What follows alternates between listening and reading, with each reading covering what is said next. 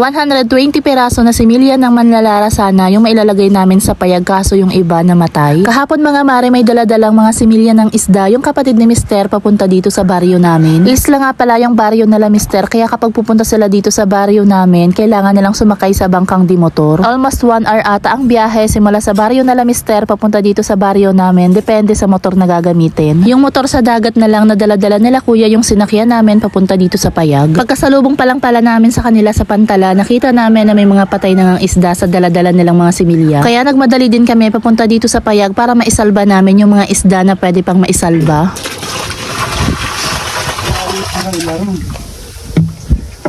Hindi ba? Ano na? Buti na lang pagkabuhos ni Mister ng mga isda na nasa loob ng balde, lahat naman buhay kahit yung iba medyo nangihina na. Pero itong mga similya ng isda na nandito sa loob ng styrofoam, pinipilian nila kapag humihinga pa, nilalaglag nila dito sa ilalim ng payag. Tapos yung hindi na, nilalagay nila sa balde. Isa-isa nilang pinipili dahil hindi naman pwedeng ibuhos yan, lalo na kung may mga kasama ng patay. Dahil kapag may patay na isda dito sa mga kasamahan nila, nakakaapekto daw yon sa mga kapwa nilang isda na may buhay pa. Kaya naman kapag pumupunta kami dito sa payag, kapag magpapakain ng mga isda, chine-check talaga ni Mister yung mga isda kung merong patay para makuha niya. Ito 120 peraso na similya ng isda, lahat to buhay nung papunta dito sila kuya. Kaso mga mare, hindi inaasahan, hindi pa sila nakakarating dito sa baryo namin, tanaw pa lang daw nila yung baryo namin, nasiraan sila. Kaya pala nagtataka kami ni Mister na napakatagal naman nilang dumating. Kaya naman minabuti namin ni Mister na pumunta ng Pantalan, tinignan namin at nakita nga namin sila kuya na nagsasagwan. Nasira pala yung makina ng bangkang di motor na sinasakyan nila. At dahil siguro sa init, dahil nasa gitna sila ng dagat, hindi kinaya ng ibang isda at namatay. Maganda sanang bumili doon sa baryo nila Mister ng mga similya ng isda dahil madami doong manlalara. May mga nakausap pa nga sana kami ng mga kababaryo ni Mister na magbebenta pa sila ng similya ng isda dito sa amin. Mas maganda sana yon para mas marami na tayong isdang maaalagaan dito sa ilalim ng payag. Pero dahil sa ganitong pangyayari, medyo nag-alangan kami ni Mister.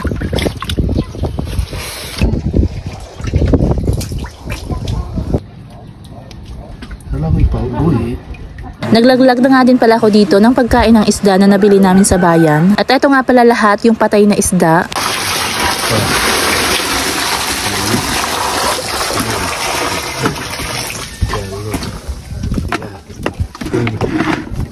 Ako ano yan? 63.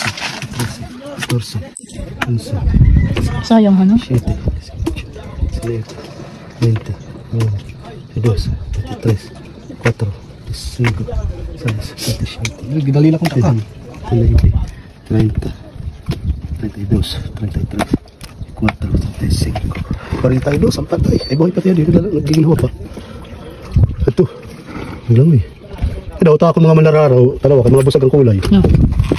40 plus nga pala yung mga namatay na similya ng isda. At pagsilip nila, meron silang nakitang isda na hindi nakasurvive kaya sasalukin nila. Pero dahil hindi nila makuha, kaya naman yung ginawa ni kuya, bumaba siya sa ilalim ng payag at sinisid niya.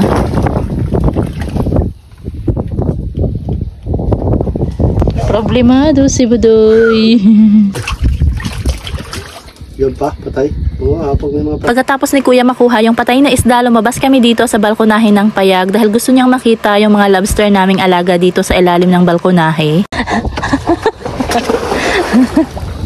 Pagkatapos makita ni kuya yung mga alaga naming lobster o banagan, bumalik naman kami sa baryo. Sa mga nagtatanong nga pala kung saan namin dinadala yung basura namin sa payag, eto, inuuwi din namin sa baryo. Pagkarating namin ng bahay, yung ginawa ko sa mga patay na isda, niluto ko na lang para maulam namin sa hapunan. Paksiw na adobo na nga lang pala yung ginawa kong luto sa isda. At yung nakarating ka nga pala sa part na to, maraming salamat sa panonood mo sa simpleng buhay namin dito sa probinsya ng Northern Samar. At kung nagustuhan mo yung vlog natin ngayon, pasuyo pa, like and share na nga lang din. Salamat! See you on my next vlog.